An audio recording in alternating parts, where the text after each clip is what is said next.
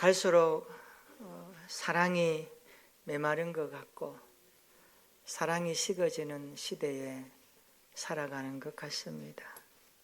그래서 오늘 저는 말씀을 생각하다가 이 찬양이 생각나서 한번 불러보려고 합니다. 아마 아시는 분들도 불러보시면 좋겠어요. 주일학교 시절에 많이 불렀던 찬송가입니다. 찬양입니다. 사랑하며 살래요 예수님처럼, 사랑하며 살래요 예수님처럼. 한번 불러볼까요? 사랑하며 살래요 예수님처럼, 사랑하며 살래요 예수님처럼, 사랑하며 살래요 예수님처럼, 사랑해 예수님처럼. 정말 예수님처럼 사랑하며 살면 얼마나 좋을까. 우리 안에 예수님의 사랑이 교회와 가정과 여러분의 생활에 풍성했으면 좋겠습니다. 예수님의 사랑이 이 어려운 시대 가운데, 대한민국 가운데 풍성하게 나타났으면 좋겠습니다. 오직 주님을 사랑하는 신앙 고백이 우리 안에 충만하기를 소망합니다. 오늘 본문에 보면 하나님이 우리를 사랑하시는 그 사랑을 질투라는 단어로 접근하고 있습니다. 사랑에 질투가 있다. 굉장히 오늘 말씀을 우리에게 귀 기울이게 하고 있습니다. 오늘 본문의 말씀 한 번 더 읽어볼까요? 출애굽기 34장 14절입니다. 시작. 너는 다른 신에게 절하지 말라. 여호와는 질투라 이름하는 질투의 하나님이니라.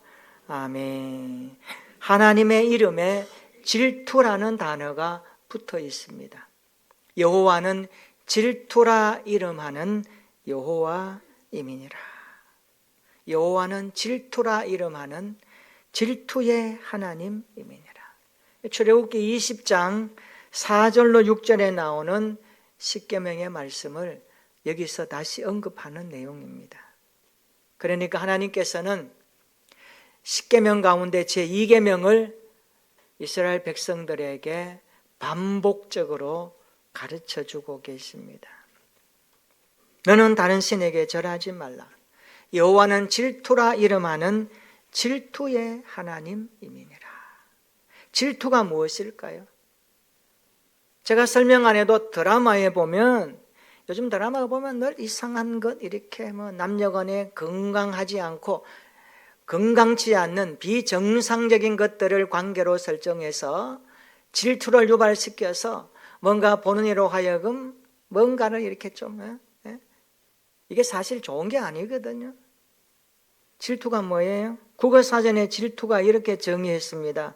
자신이 좋아하는 사람이, 내가 좋아하는 사람이 그가 다른 사람을 좋아할 때 내가 샘을 내고 미워하는 정서적 감정, 이런 것들을 질투라고 그렇게 정의했습니다.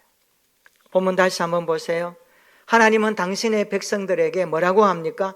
너는 다른 신을 섬기지 말라, 절하지 말라. 다른 신에게 절하지 말라. 내가 만약 다른 신에게 절하면 나는 질투할 것이다, 이런 말씀입니다. 여호와는 질투라 이름하는 질투의 하나님이니라. 오늘 본문을 이해하기 위해서 오늘 출애굽기 32장의 말씀을 좀 살펴보아야 합니다. 이스라엘 백성들이 성막을 건축하는 중에 출애굽하여 광야 가운데 있을 때 하나님이 모세에게 성막을 건축하라고 아주 성막에 대해서 구체적으로 말씀해 주셨습니다. 그 성막을 건축하는 중에 한 가지 사건이 일어납니다. 그게 뭡니까? 금송아지 숭배 사건입니다. 출애굽기 32장에는 금송아지 숭배 사건이 나옵니다. 모세가 하나님을 만나러 시내산에 올라갔습니다. 출애굽기 32장 1절에 보니까 백성이 모세가 산에서 더디 내려옴을 보고 이랬습니다. 그러니까 모세가 산에 올라갔는데 더디 내려오니까 사실 40일 동안 있다는 것은 기다리는 사람에게는 정말 오랜 시간일 수 있습니다. 모세가 산에 올라간 후에 아무 소식이 없자 백성들은 초조해지기 시작합니다. 불안해지기 시작합니다. 그래서 백성들은 아론을 찾아갑니다. 우리를 위하여 우리를 인도할 신을 만들라. 백성들은 아론에게 눈에 보이는 신을 만들어 달라고 합니다. 아론이 어떻게 합니까? 금고리를 모아 부어서 조각칼로 송아지 우상을 만들었습니다. 출애굽기 32장 4절을 보니까 백성들이 하는 말입니다. 이스라엘아, 이는 너희를 애굽 땅에서 인도하여 낸 너희의 신이로다. 금송아지를 향하여서 백성들이 하는 말입니다. 이스라엘이여, 이 금송아지가 우리를 애굽에서 인도하여 낸 신이다. 그리고 제단을 쌓고 아론이 공포합니다. 내일은 여호와의 절일이니라. 이게 무슨 말이에요? 아론이 만든 그 금송아지 우상이 하나님이라고 인정하면서 내일은 여호와의 절일로 경축하자는 겁니다. 축제하자는 그런 내용이에요. 자, 이튿날 백성들이 어떻게 합니까? 금송아지 앞에 번제와 화목제를 드리며 먹고 마시며 뛰놀더라라고 성경이 언급합니다. 자, 이 모습을 하나님이 보시고 모세에게 말씀합니다. 너는 빨리 내려가야 되겠다. 내 백성이 부패하였도다. 여러분, 출애굽기 32장 한번 펼쳐볼까요? 32장 8절 한번 읽어보십시다. 출애굽기 32장 8절입니다.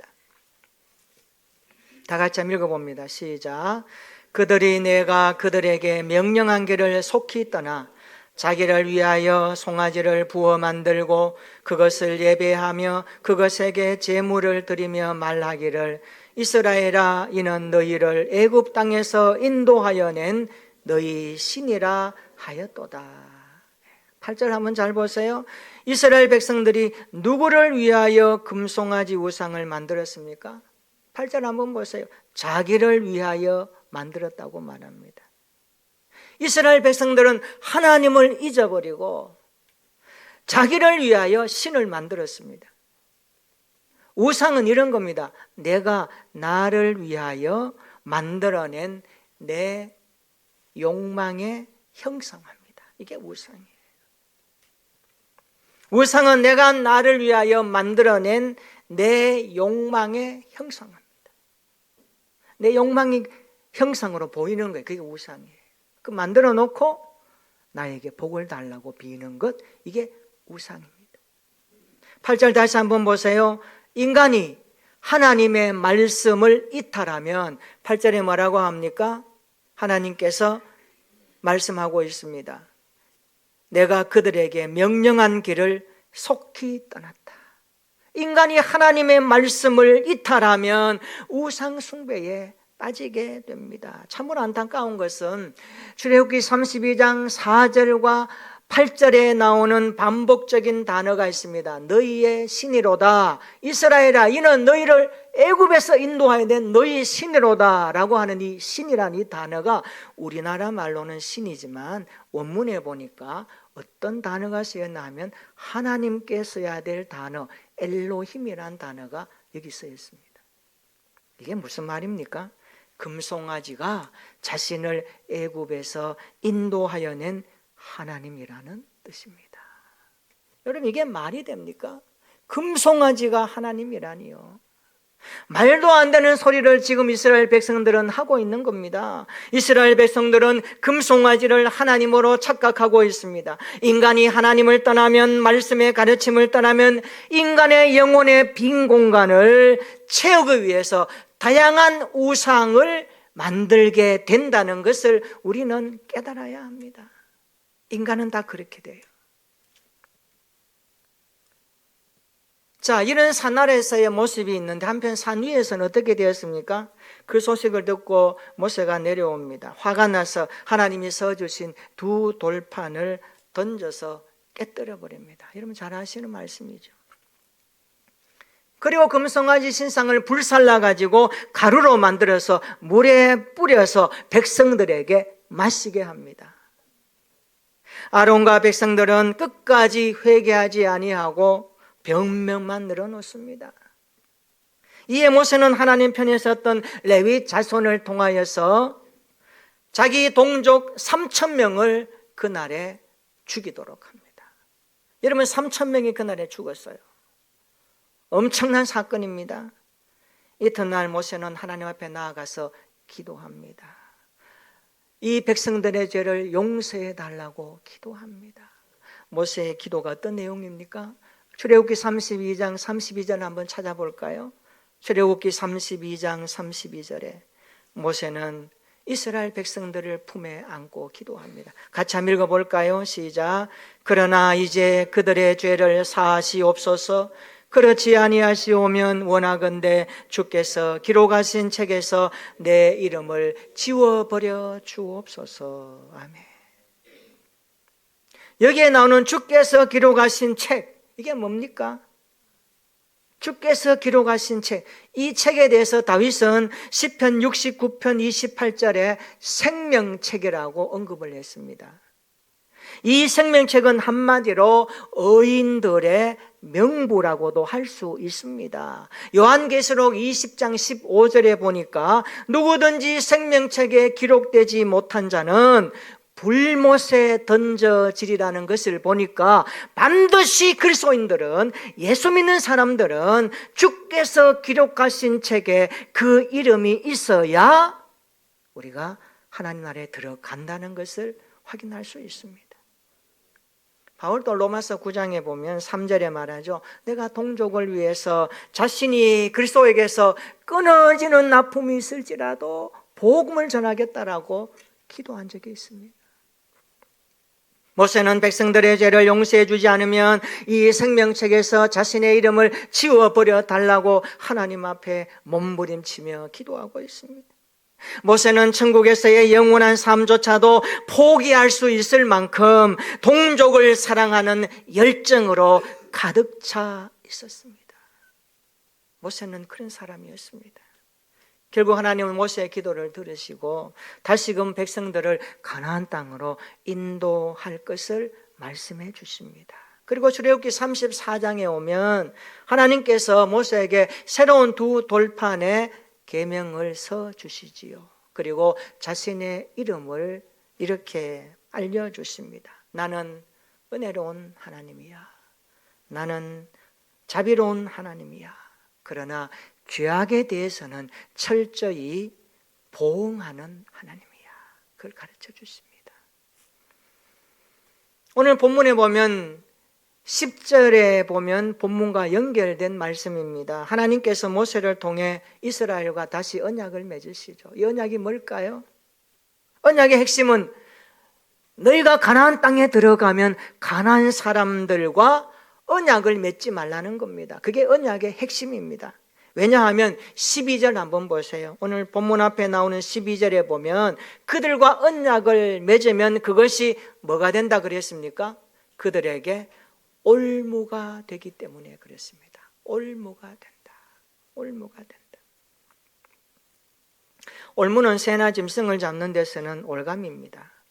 사람에게 사용할 때는 사람을 얽매이게 하기 위해서 꾸민 잔꾀, 이것을 올무라고 합니다. 이 사람들이요, 올무에 걸려서 넘어지는 게 얼마나 많습니까? 요즘 보면 사람들이 올무에 깨여가지고 어떤 사람은 통장에 돈도 잃어버리고, 이게 접근하는 방식이 올무 아닙니까? 그럴듯하게 오늘 우리 시대에 사람을 올무에 매여서 넘어지게 하는 사람들이 많습니다. 이거 조심해야 되죠. 하나님 이거 아시죠? 그래서 너희가 가나안 땅에 들어가면 그들과 언약을 맺지 말라라고 그렇게 말씀을 하십니다.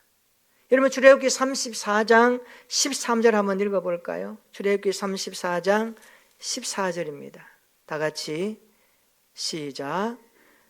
너희는 도리어 그들의 제단들을 헐고 그들의 주상을 깨뜨리고 그들의 아세라상을 찍을지어다. 아멘. 하나님은 이스라엘 백성들이 가나안 땅에 먼저 들어갔을 때 해야 될 일을 뭐라고 하죠? 세 가지입니다. 그들의 제단을 헐어버려라, 주상을 깨뜨려버려라, 아세라상을 찍어버려라. 전부 우상과 관계된 이야기입니다. 그리고 오늘 14절이 나오는 말씀이죠. 한번 읽어볼까요? 14절 시작. 너는 다른 신에게 절하지 말라. 여호와는 질투라 이름하는 질투의 하나님이니라. 아멘. 다른 신에게 절하면 내가 질투할 것이다. 여호와는 질투라 이름하는 질투의 하나님이니라 말씀합니다. 오늘 저는 하나님은 왜 질투하시는가? 하나님은 왜 질투하실까? 이렇게 제목을 붙여보았습니다. 오늘 말씀을 통해서 두 가지로 우리의 신앙생활에 적용하고 살펴봤으면 좋겠습니다. 하나님은 왜 질투하시는가? 첫째로, 하나님은 우리 그리스도인들의 신앙의 순수성을 지키기 위해서 질투하십니다. 신앙의 순수성을 지키기 위해서 질투하십니다. 오늘 본문은 십계명 제2계명을 반복하는 말씀이죠. 출애굽기 20장에 이미 말씀하셨습니다. 다른 신에게 절하지 말라는 것은 단순히 절하지 말라는 의미만이 아닙니다. 어떤 신도 용납하지 말라는 강한 금지의 말씀입니다. 강한 금지의 말씀. 이것은 하면 안 되는 거예요. 반드시 지켜야 되는 말씀이에요. 역사적으로 이스라엘 사람들, 이스라엘 백성들이 타락한 원인의 그 출발선상에 뭐가 있었느냐? 전부 이방 나라를 향한 받아들임, 이방 나라를 따라가는 것이 그들의 타락의 원인의 첫 단추였습니다. 우리가 잘 아는 솔로몬 어떻습니까?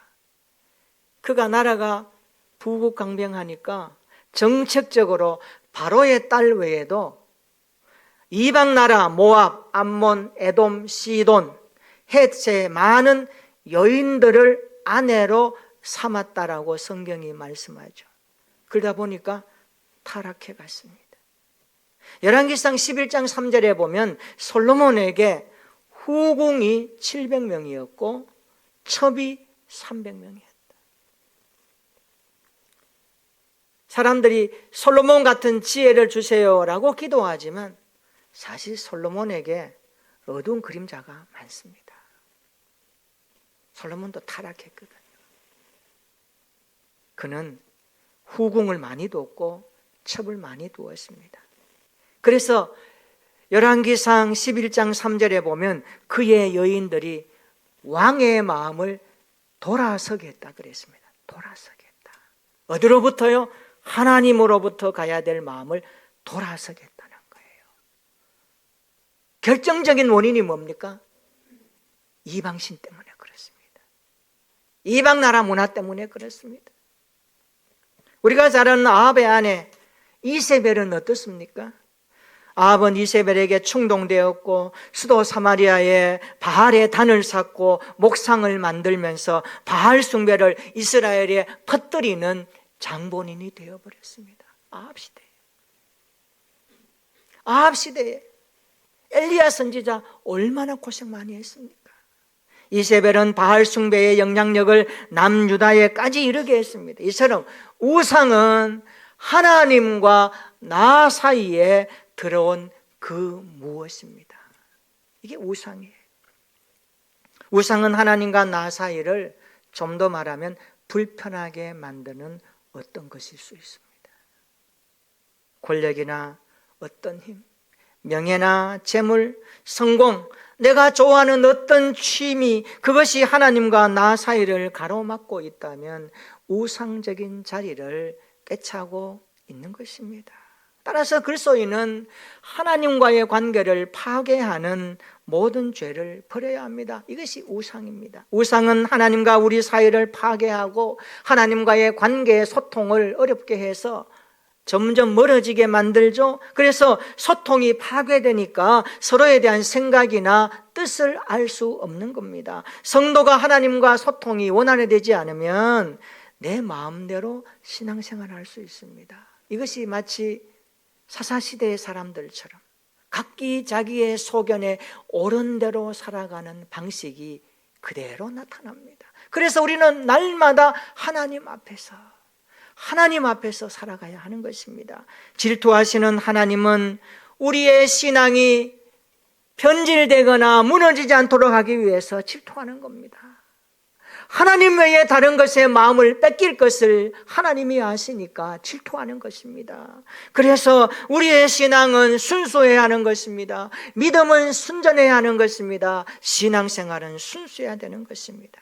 여러분, 소금이 맛을 잃어버리면 아무 소용없듯이 그리스도인이 신앙의 순수성을 잊어버리면 세상 사람들에게 어떤 대우를 받겠습니까?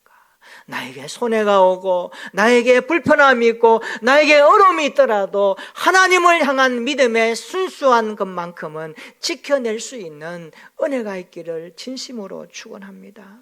여호수아처럼 고백했으면 어떨까요? 나와 내 집은 여호와를 섬기겠노라. 이 고백이 신앙의 순수성을 지키는 믿음의 고백이 아닐까요?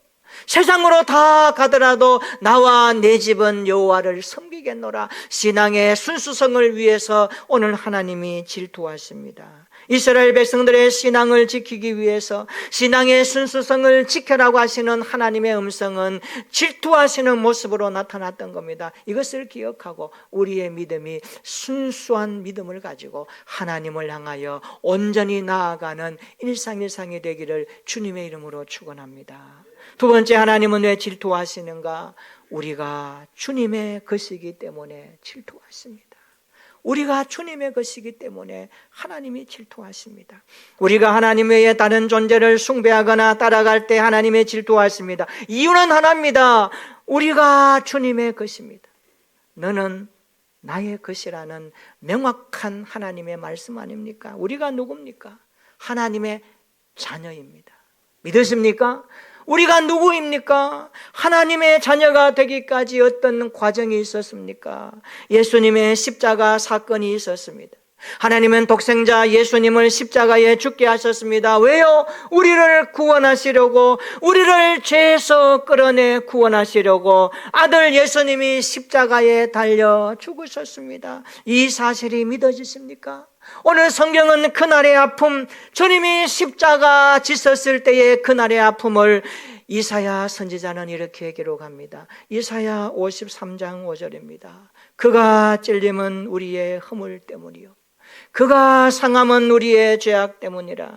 그가 징계를 받음으로 우리는 평화를 누리고 그가 채찍에 맞음으로 우리는 나음을 받았도다.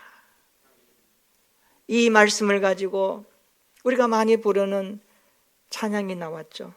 그가 찔림은 우리의 허물을 인함이요 그가 상함은 우리의 죄악을 인함이라. 그가 징계를 받음으로 우리가 나음을 입었도다. 우리는 다 양 같아서 그릇 행하여 각기 제 길로 갔거늘 각기 제 길로 갔거늘 여호와께서 우리의 죄악을 그에게 담당시켰도다. 그가 찔림은, 그가 상함은 우리의 죄 때문이었습니다. 왜요? 우리를 당신의 것으로 삼으시려고, 너는 내 거야. 내가 너를 위해서 내 아들 십자가에 죽게까지 하면서 너를 구원해 놓았어. 그러니까 우리는 주님의 소유된 백성이 된 것입니다. 주님을 섬기고 하나님을 영화롭게 해야 될 우리의 인생에 우상이 웬 말입니까? 그래서 하나님이 말씀하십니다. 너희들 우상 숭배하면 안 돼. 나와 너 사이에 어떤 것이 들어와서 우리의 관계가 어려워지거나 멀어지면 안 돼. 하나님의 말씀을 가까이 하며 하나님의 뜻을 찾고 살아가는 인생이 되는 것이 기뻐하는 하나님이신데 그것을 등한히하면 안 돼. 하나님이 질투하는 거예요. 하나님 질투하시는 거예요. 바라옵기는 우리 모두 질투하시는 하나님의 성품을 알았으면 좋겠습니다. 하나님께서 택하신 백성을 뜨겁게 사랑하신다는 또 다른 증거가 하나님의 질투입니다. 그러니 우리가 질투를 유발시키면 안 되잖아요. 그렇죠?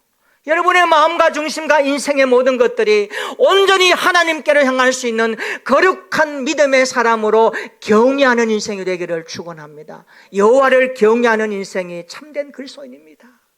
그분을 인정하고 그분을 노래하고 그분을 찾고 그분을 의지하고 그분을 따라가고 그분의 말씀을 붙들고 씨름하면서 주님 오실 그날까지 좌로나 우로나 치우침이 없이 순수한 믿음을 가지고 하나님을 경외하며 내가 주의 것임을 고백하며 살아가는 인생들이 되는 것이 참된 그리스도인의 모습입니다. 우리 모두 이러한 그리스도인들로 살아가는 한 해 한 주간 범사가 되시기를 주의 이름으로 축원합니다. 우리 14절 다시 한번 읽어볼까요? 다 같이 한번 읽어봅니다. 시작. 너는 다른 신에게 절하지 말라. 여호와는 질투라 이름하는 질투의 하나님이니라. 아멘. 신앙의 순수성을 지켜라고 질투하십니다. 우리가 주님의 것이기 때문에 질투하십니다. 하나님 우리와 상관없으면 질투 안 하셔요. 하나님의 질투 성품입니다. 그러나 이 질투가 좋은 것은 아니에요. 그렇죠? 좋은 거 아니에요. 하나님 우리를 향한 아픔의 마음이 담겨 있는 모습입니다. 왜 하나님이 또 질투하시도록 만들어야 될까요? 아니지 않습니까? 주님 바라보고 날마다 신앙의 순수성을 지키며 내가 주님의 것이라는 분명한 고백 가운데 어떤 삶의 자리에서도 주께 속한 순수한 믿음을 가지고 하나님만 온전히 경배하는 우리 모든 성도들의 생애가 되시기를 예수님의 이름으로 축원합니다. 아멘. 우리 한번 기도하겠습니다. 너는 다른 신에게 절하지 말라. 여호와는 질투라 이름하는 질투의 하나님이니라. 이렇게 기도합시다. 하나님, 질투하시는 하나님의 사랑을 깨닫고 우상을 멀리하게 하옵소서. 날마다 신앙의 순수성을 지키게 하옵소서. 그 어떤 것도 하나님과 나 사이를 가로막는 일이 없게 하옵소서. 우리 안에 주님이 계심을 알게 하시고 내 안에 내가 주님의 것임을 확신케 하여 주옵소서. 그리하여 그 어떤 삶의 자리에서도 주님께 속한 순수한 믿음을 가지고 하나님만 온전히 경배하는